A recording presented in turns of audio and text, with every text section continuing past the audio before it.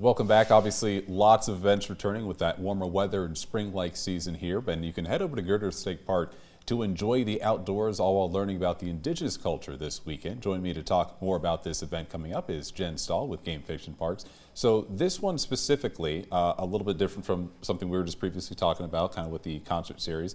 What makes this event so unique, and what is the purpose of it? Sure. So Girder State Park is home to the history of the area that was there, and that was a cultural event that was going on, or a tribal place that was going on about 1600, and we want to bring that back. It was a gathering place, it was a place for ceremony, a place where people gathered, so we want to bring that history back to the park.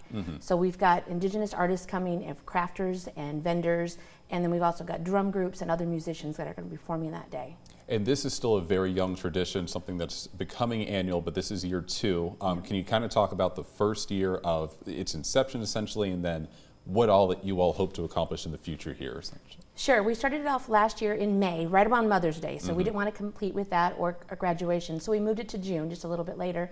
And last year we had about 7 vendors. We've doubled that. We've doubled our music acts as well. About 700 people came out last year, and we're hoping more come out this year. It runs from 1 to 6, so there's lots of time to come and go and experience the whole event. And for Girder State Park, that's one that a lot of people certainly frequent.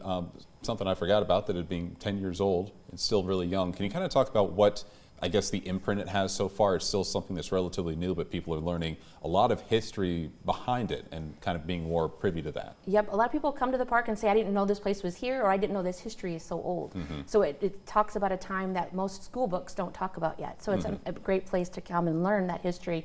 It's a day use park, so you come out and walk the trails or go through the exhibit that we've got, and it's a great time to spend outdoors. And it's so close to Sioux Falls. What a gem to have so close to such the biggest city in South Dakota. Of course, and for people that are looking to come, is the event free? When and where? What are those little nuances they should know? Sure, 1 to 6 on Sunday, this Sunday, June 4th.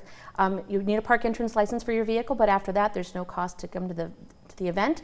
Bring some money so you can buy some crafts or enjoy some food from the food truck that we've got going on. But other than that, it's open to everybody. All ages are welcome. And you personally getting to be a part of this year 2, what does it mean to you to put this together, also show a lot of the history of Girder State Park? It means a lot to us. You know, the park is a very special place. Anybody who comes there just feels that space. And Jim, the manager, and I, we just kind of set the stage and let the people who who come there often can just shine on their own. So we just sit back, let the park do its singing, and it's just a great time. It will be a great time as well. And thank you again for coming on here. We think the weather, it's kind of been that finicky stuff over the past couple of days, so we'll see if things hold up. Tyler's got a final check of that forecast after this.